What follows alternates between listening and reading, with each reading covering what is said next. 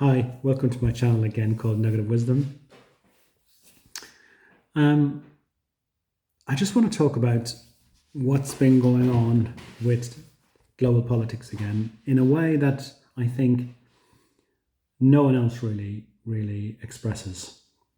And I understand why people don't express what I'm going to express to you now, because you make no friends from it.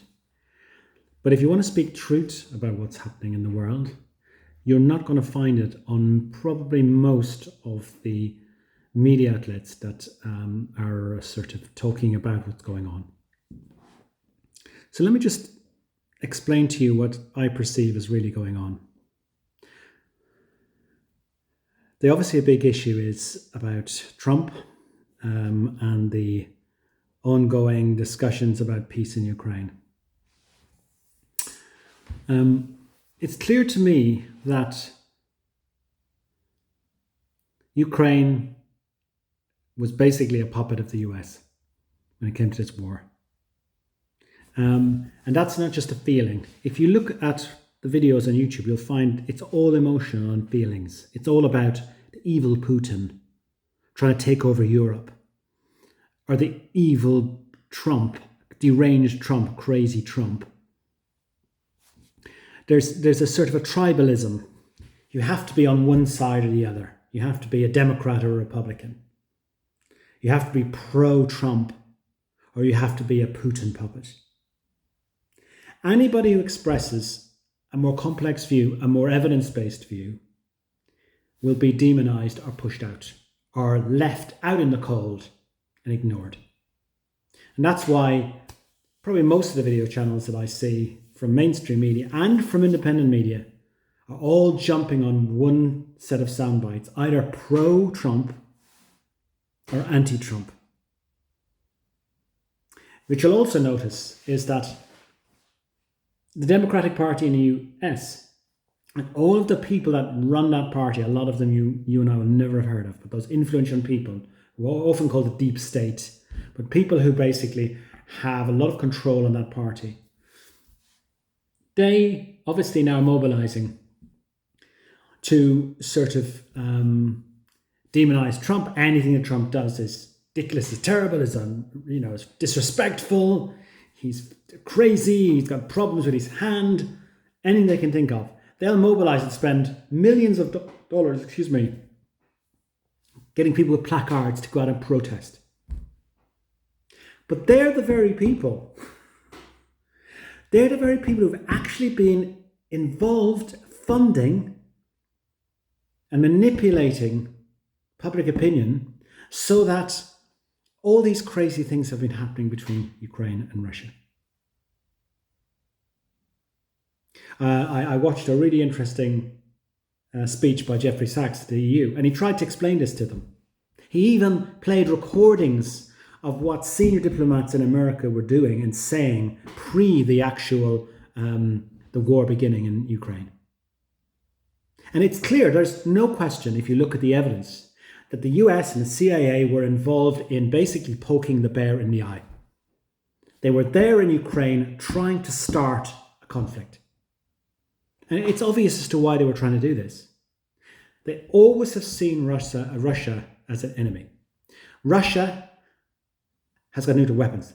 It's survived its communist era and all of its problems with its economy and so on. It's got a very astute, I'd say intellectual, but a very astute leader. That doesn't mean he's a nice guy, but he's no fool. And they really wanted to use Ukraine to take Russia down as much as they could, without having to use any personnel from the US. Because if you ended up using a single man, a single soldier from the US, and that soldier was to die, the political ramifications would be terrible for the US. Our boys getting harmed, they couldn't do that. So what they really did was they poked the bear using Ukrainians. And you only have to watch Oliver Stone's documentaries to see the details of what they were doing and how they were doing it. If the Russians had been doing the same thing to try and mobilize Canada or Mexico or Cuba, the US would be at war with them. So it would be just a brutal war. They would never accept it. They have a thing called the Monroe Doctrine. And that's what it's all about. It's about protecting American interests and making sure anybody around the borders of America is not threatening America.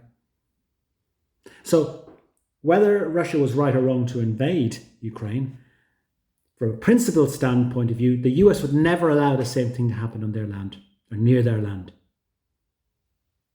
So it's very important to understand that the people behind the Democrats are now out there lambasting Trump and the sort of trying to demonize him and all this stuff. But in reality, they are hugely responsible for what's happened in Ukraine.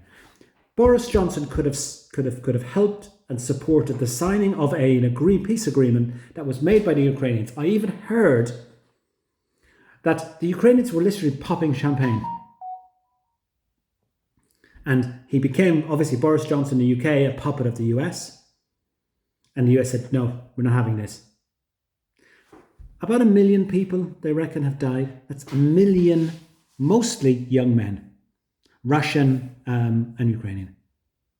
And we rarely hear about this. We see every now and again, the drones running around and dropping bombs. I mean, you could describe the sort of the pantomime that we're seeing in the world today as absolutely disgusting. There's so little interest in the core of the tragedy that's going on in that country, which is the deaths of hundreds of thousands of people, soldiers, with families, mothers, brothers, sisters, wives, children. Just ask yourself, what would you do if your son was in that situation in a war like that? And in this pantomime, the Democrats now in the US will just demonize Trump, even though they are totally implicated in what's going on. They made no effort to try and talk to Russia or Putin. None. And it wasn't like Putin said, I won't talk to you. He was always willing to talk. And then we have the farce. The farce of basically a covert narcissist, Trump, who is in many ways doing the dirty work of the people behind the Republican Party. You see, I know from my political days, the Democrats had their fingers in the pie of Ukraine. The Republicans probably hadn't and didn't really care too much about it and had their fingers in other pies. The Republicans, and especially the Republican Party and Trump, have the knives out for the Democrats. They have a hatred for the Democrats. So, basically, it's in Trump's interest to say, shove the middle finger up to Ukraine and say, see ya, wouldn't like to be ya, we're not interested now. And then pretend that he's trying to make peace. Trump doesn't care about peace. Trump has no interest in peace. If Trump had interest in peace, he wouldn't be trying to turn Gaza into some sort of real estate holiday place and, sort of just on a whim, just say, oh, well, all those people who are there at the moment have come back, 1 million people, their land, should just leave. Trump doesn't care one iota for anybody except himself, his direct family, and any special interest he has or business interest he has. That's it. And the business interests are transactional. And so Trump sees everything as a business deal. And for him, there's a revenge against Zelensky because he sees Zelensky as aligning with the Democrats. But also behind the scenes, they have lost the war. This is it's the most amazing thing. The US has lost the war against Russia, and it was never going to win the war against Russia. So to the public, it's like, oh, well, it's the Ukrainians fighting the Russians. No, it was America using Ukraine as cannon fodder to fight the Russians. It was the US knowing that it was not going to succeed, but that wasn't the aim of what they were doing. The aim was to grind down Russia, hopefully regime change, influence things, get another regime in there, and basically take down Russia. That's what they would financially, with the tariffs and everything else. And they utterly failed, and they were bound to fail, because if this had been a situation where, it was the Chinese trying to set up a base in Canada, the Americans would fight to the last man to stop it. And that's what the Russians would do. And that's what they did during the Second World War. They fought literally to the last man. Millions of Russians died, far more than any other country. And now you see this farcical situation where America, the US, is like, we're getting out of this war because it's terrible and it's all Biden's fault. No, this is America starting, in my view, and I think there is absolutely irrefutable evidence of this, starting a war and poking the bear, the Russian bear, overseeing the deaths of probably 1 million people, not engaging in any kind of peace, taking taxpayers' money from Europe, the US, and UK, and squandering it on a war that they knew that could never be won. And then, when they know the curtain is up for Ukraine, what did they do? See ya, we're off. Under the guise that they're trying to get peace, that they want peace. And Trump is basically a very useful idiot carrying it out for them, because he's totally narcissistic and he doesn't want, on his watch, he doesn't want to be seen, to be said, to be in a situation where, to be seen to be losing a war. He's a winner. Trump's a winner. He wins everything. It's totally farcical. And then you see the humiliating press conference at the White House, where Zelensky, in my view, was the only respectful, decent human being in that basically little meeting, where you had J.D. Vance and Trump gaslighting him in the most disrespectful ways, because they don't care. They don't care. And they're talking to their own MAGA supporters. They're talking to their own conservative supporters in the US. And most of the people in the US don't care about Ukraine, don't want anything to do with Ukraine. They're not interested in Ukraine. That was a democratic, that machine, that administration, that was their war. They didn't ask the American public, should we go to war with these guys? So Trump doesn't care. He doesn't care what Europe thinks. He doesn't care what Britain thinks. He doesn't care. He's happy that his own supporters and with his own country will say, good riddance to all of this. He tried to set up Zelensky as a weak man. And Zelensky is weak because Zelensky was picked by the Democrats, by a bunch of diplomats infiltrating Ukraine pre the Maidan Revolution, whatever they call it. And he basically, he basically was a puppet leader. He had no experience of politics. He was probably very honourable and very moralistic. And the US just looked and said, that's the sucker we want. And he will do exactly what we tell him to do. And if he doesn't, he's out on his own, and God knows what will happen to him then. I think Zelensky has become a genuine, decent leader. But that doesn't mean a hill of beans. It means nothing in this situation. Because Zelensky doesn't have the support. He's an honest guy in a very difficult position.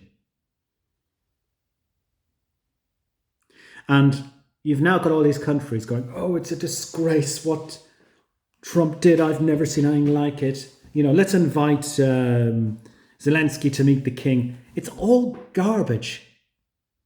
Not one of these leaders has looked Mr. Trump in the eye, whether it's across a video conference or basically spoke directly from their position as a leader to him to say, this is out of order. Not one of them.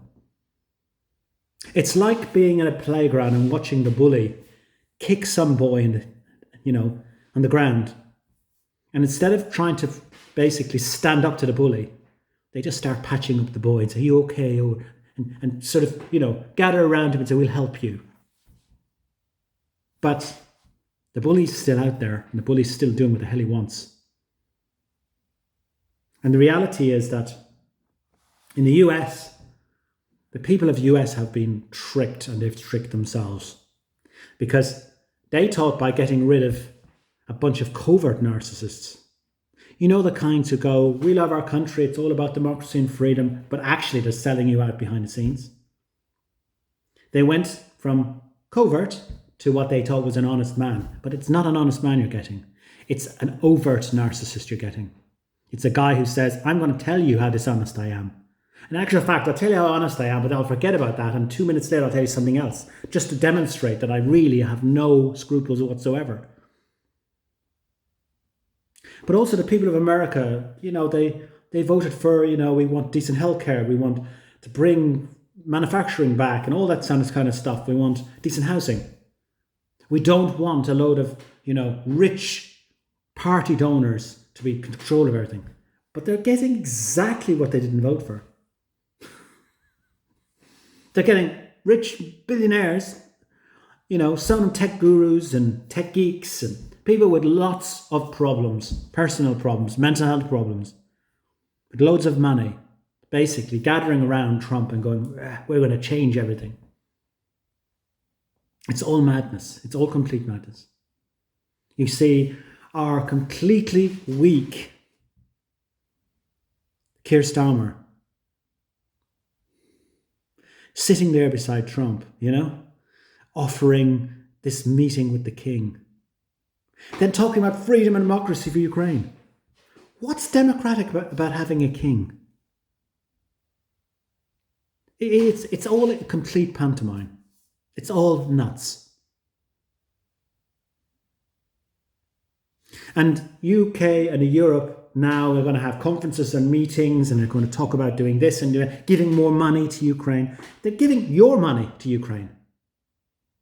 Money that's just going to go down the waste pipe. Either the deaths of thousands of more people are being siphoned away to people who shouldn't be having it.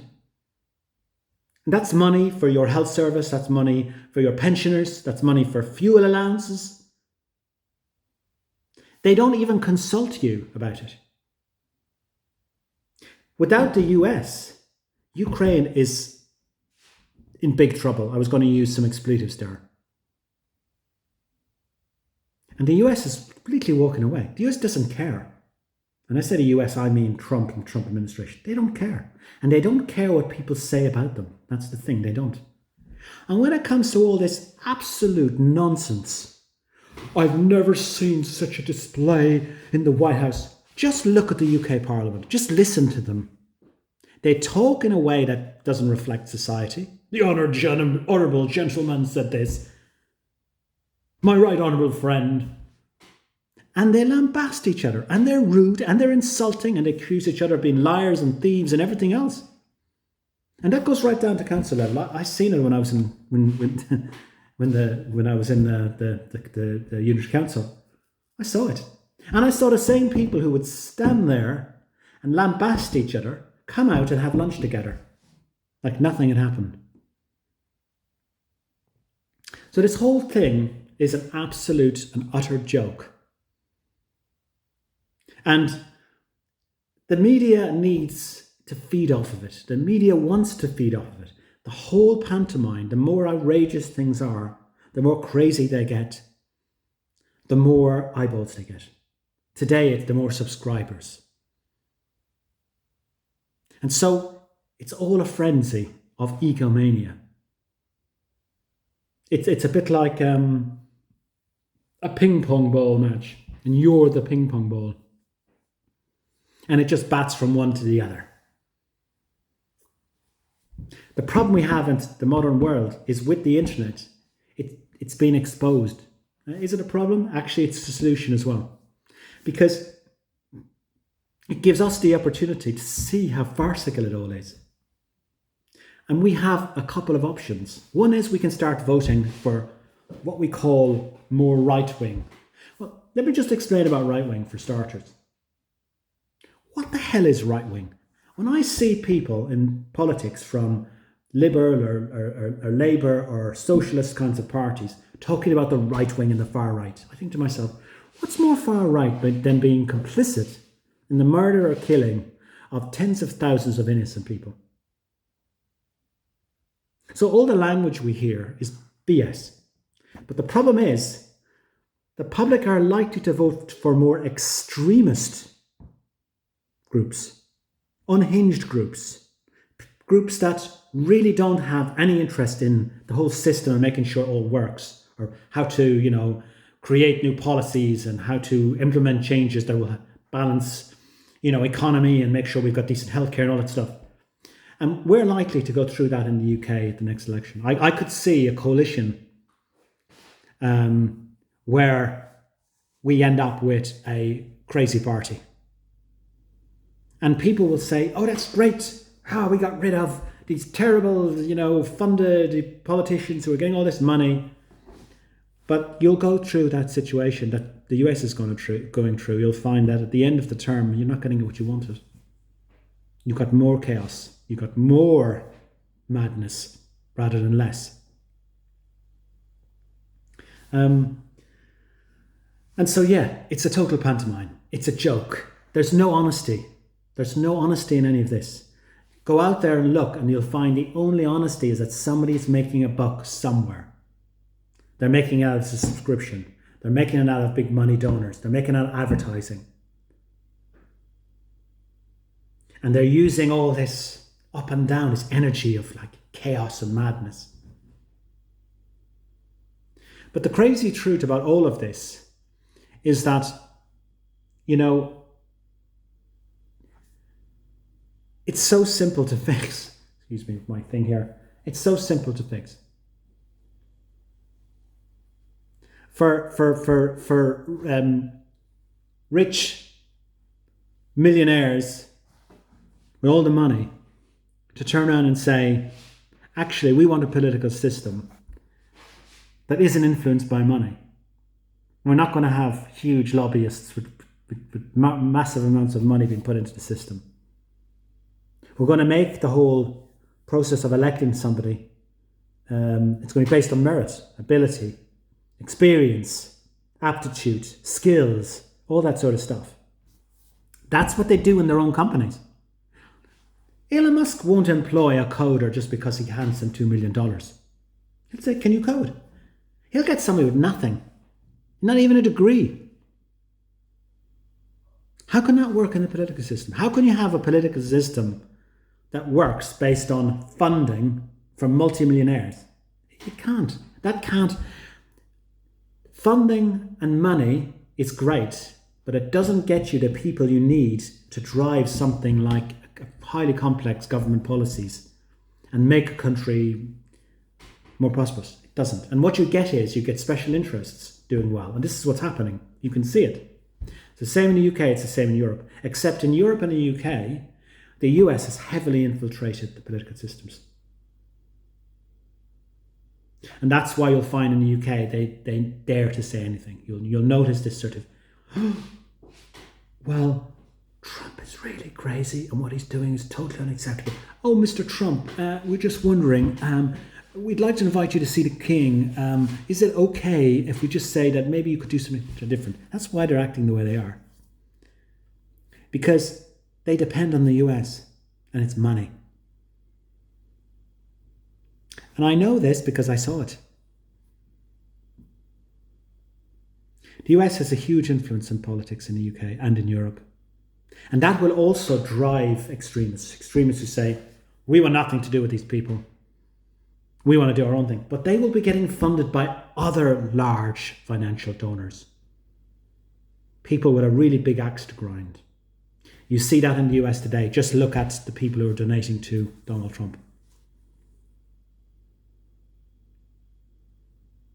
So, what about us? What can we do?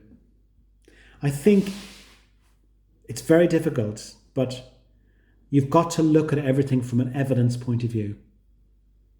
You've got to stop letting emotional junk trick you, fish you, with bait, emotional bait, that makes you think, oh, I'm with this side or I'm with that side. I mean, a really good example of this would be, we talk about America, but in reality, in America, what America's doing, a lot of the people who are heavily involved in making policy now in the US through the Trump administration, they're globalists. They don't care really about America either. They're thinking about a global reach. That's why Trump talks about the real estate in Gaza. He even said ours. He didn't even acknowledge that the Israelis might have any say. So, you know, we've got to realize that we are all being had. And in many ways, we're allowing this to happen to ourselves. And we've got to get to a point where we go, oh my gosh, I didn't realize. I see. And we've also got to understand that those who go out and say they're evil, be very, very, very wary of those people. Because half the time, no one has a clue what evil is. Or they just use it to say, there's no reason why I hate this person. It's just that they're evil, so therefore I have to hate them. There have been numerous attempts, I've seen it, to demonize Putin, to demonize Biden, to demonize Kamala Harris, to demonize Elon Musk, to demonize Trump by different groups. And we all know full well that none of those people are truly evil. None of them. They might be deluded, they might have fantasies, they might be ignorant, they might be incorrect in what they're saying, they might not understand the role they're in, they may not have the skills for it, they may be deluded in some way. They may be driven by the hunger for power, the sort of the position that they're in, a fear of what would happen if they don't make decisions that align with the communities or the populations that they serve. But it's a complex weave. And by setting up these kind of tribal, you're either with them or against them, what you're really doing is you're saying we're never going to solve any problems at all. And the only way to solve a problem is war. By the way, if you look at the language of the media, it's all warmongering. Even the people who say we're anti-war, we'll fight against war, we must put a stop to war. Whoever fires the first shot to stop the war, you're warmongers. Even the language, as I say, the language is telling.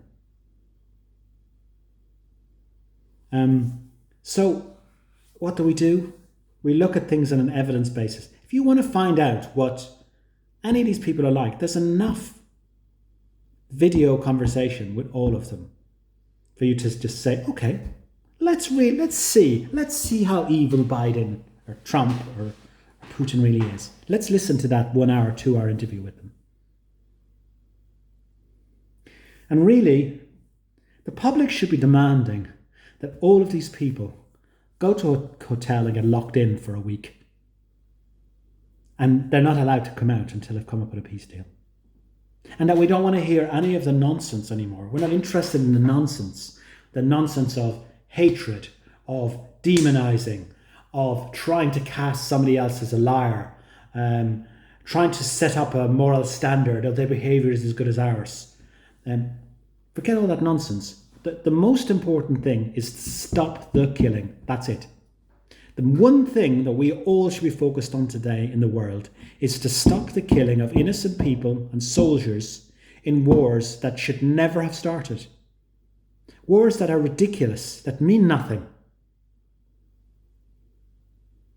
And we should really look into ourselves to say, how would I feel if that was my son or daughter underneath the rubble?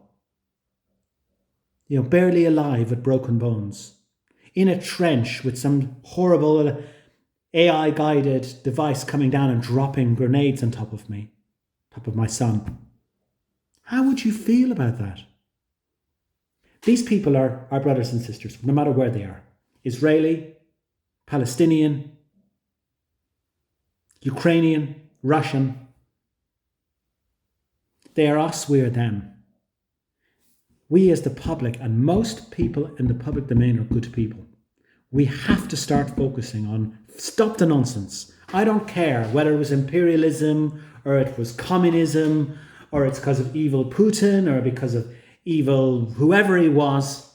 I don't care. This has to stop. It just has to stop. And they could end this really quickly if they wanted to. And sadly, for those of us who live in the UK and in Europe, our politicians, it's a disaster. Europe is a political disaster zone. A big bureaucratic, very undemocratic European Union system. Political parties that are heavily influenced by lobbyists, by money, by donations. Infiltrated by the US. With no backbone. They're not focused on looking at what the people want. They're focused on looking at what their donors and their special interest groups want. And you can see that quite clearly. And the only way out of this is for us to switch to a properly democratic process, which is very easy to do. Take the money out of politics for starters. Get rid of the ridiculous House of Lords and have a proper scrutiny chamber. Come on, it's easy.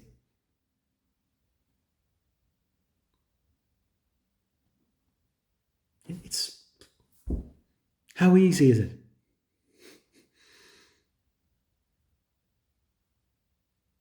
But it can't happen really until we start just saying enough is enough. I'm not interested in this garbage. When I see all this stuff go on, I just think it's total rubbish here. It's tragic rubbish. If I was somebody, sitting in a trench in Ukraine, watching what's going on, I'd just be devastated. I think, well, what's going on? How can this help me? What am I fighting for? Why am I fighting?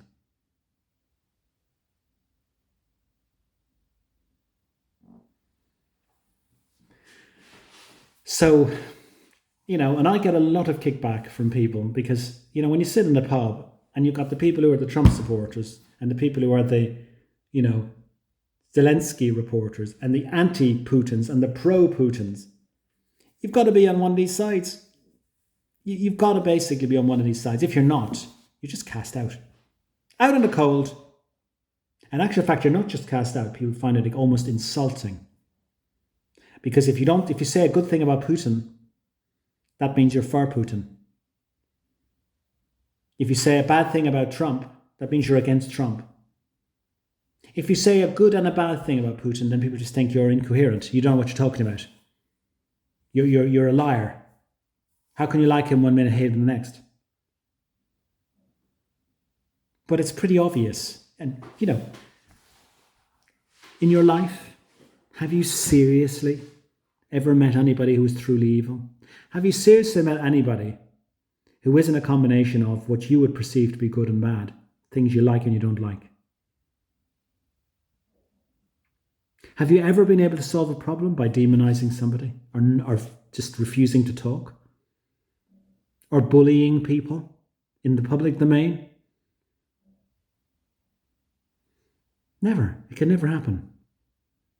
The best thing that Europe could do today is to follow Jeffrey Sachs' advice. Jeffrey Sachs, just type him into YouTube.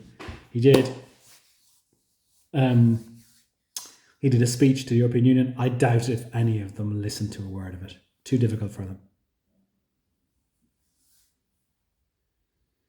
But his best advice was for the EU to start direct talks with Russia now.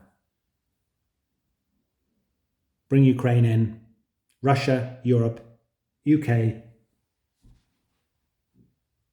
and start talking. That doesn't mean you're jumping into bed with anybody. It just means you're talking. You can talk to an enemy. There's no problem talking to somebody you don't like. That makes you actually a very brave person. Somebody who wants to get things done. And I would just forget about America. And America won't care and Trump won't care because they're not interested in Ukraine. They don't care about Ukraine. They never cared about Ukraine. And for Ukraine, I would say, learn the lesson. Never ever be the puppet of these major powers ever again. And all these other countries, it's a lesson to those countries. Stay well away from these major powers and getting into bed with these major powers. Because they don't care about you. They only care about themselves. They'll care about you as long as it's in their interest. Or they're in the winning phase.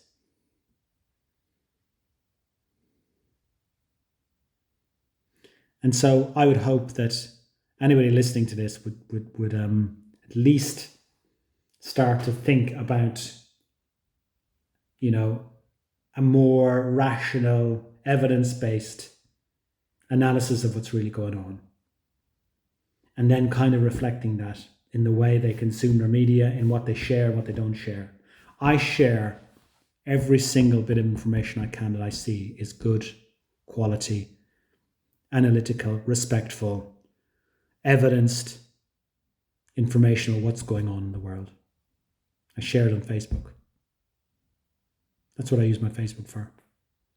I'm not interested in posting pictures of my new car or my cat or anything like that, what I had for lunch yesterday. I want to see the internet swamped with the information that I see from credible people that are making credible analysis. You're not going to get passionate about it. You're not going to sit there and go, war, let's get them. We want peace. We want war. And none of that will happen because it's a little bit boring.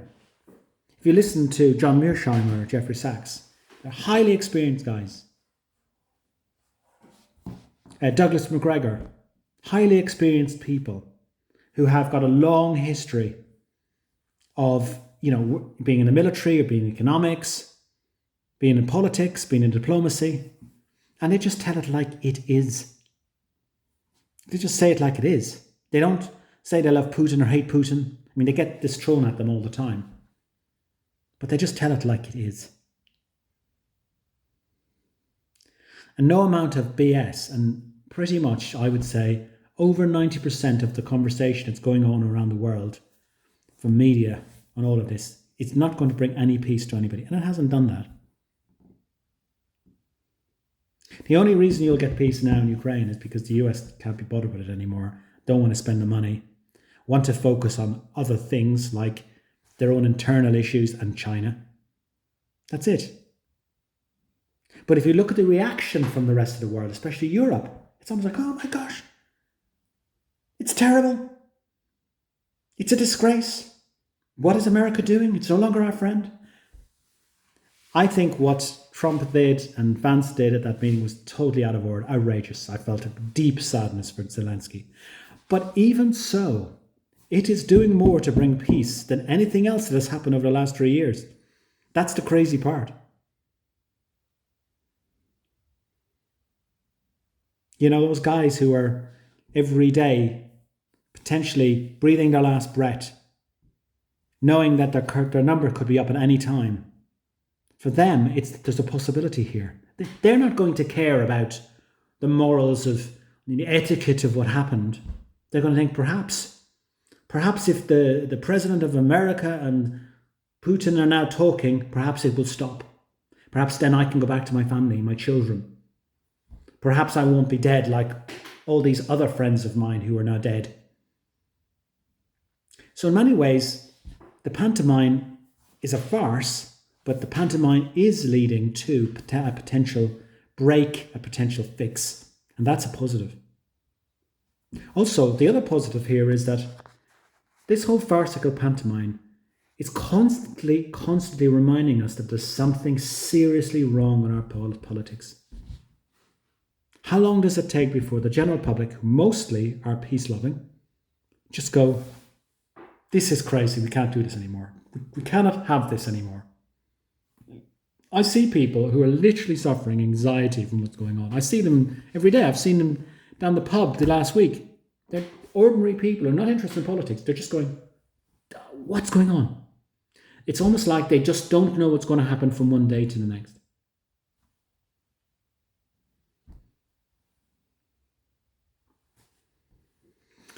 And you'll see from previous videos that I did, I believe that it's probably the simplest thing to fix it all.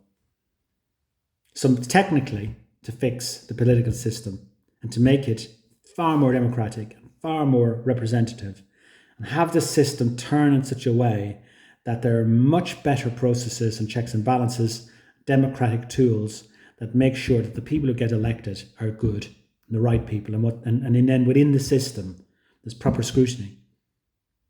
It's easy to do. But you've got to get through the tribalism. You've got to get through the BS, the ego. You've got to get through the media. The media which has to have chaos. It has to have stories that make people feel frustrated or angry or anxious, or it doesn't make money. You have to break away from all of that. And then in many ways, politics gets very boring. But it works. You know? Take a good example. Here's a very good example for you.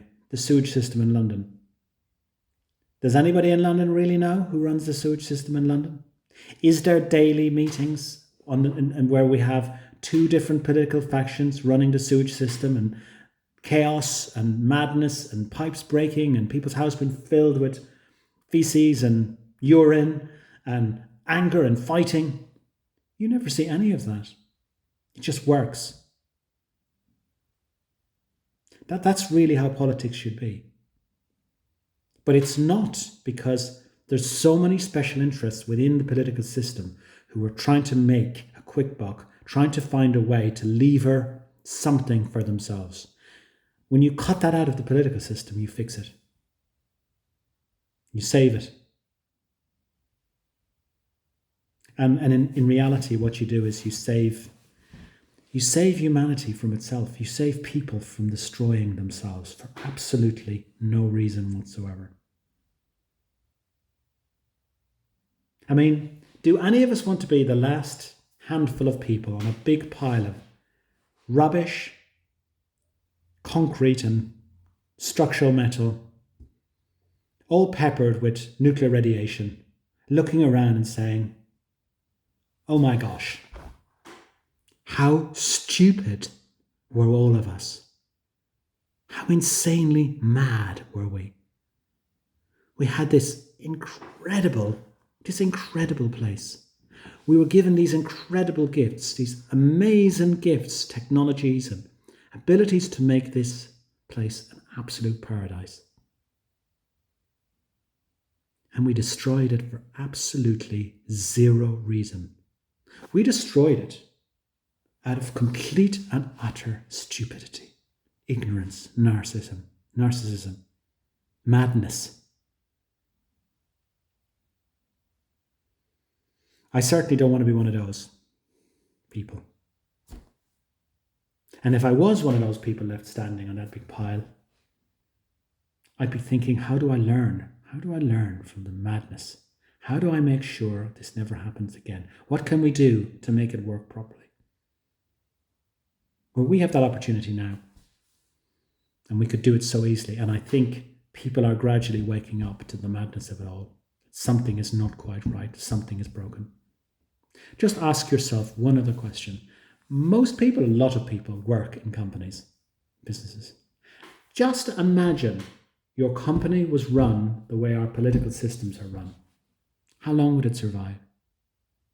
Imagine your sales director coming in, getting a big salary, and then actually he's working for somebody else down the road at the same time and trying to take sales away from the business he's just been paid for to work in. It would never work. It could never work. Imagine some of the characters that you see today as global leaders in your business, as the head of personnel or the head of technology. Ask yourself, how long will the business last? We all know what the answer is.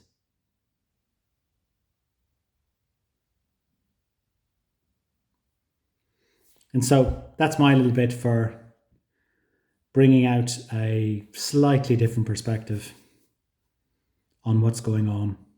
I'd strongly advise you to watch the speech with Jeffrey Sachs to you, because I think it, in many ways, it totally encompasses everything that I feel about what is going wrong and how somebody like him, he's a major contributor to the process of evidence-based rational thinking, and trying to help people, trying to say, listen, this is what you can do. This is how you can put the fire out. Grab this hose. Don't fight each other while your house burns down. We can do this. Call the fire brigade. Get some water. Get some fire extinguishers. Get the people out. Call the emergency services. That's what Jeffrey Sachs is. While these people watch their house burn down as they fight each other. So, thank you for listening, and hope to see you at another one of these interesting conversations.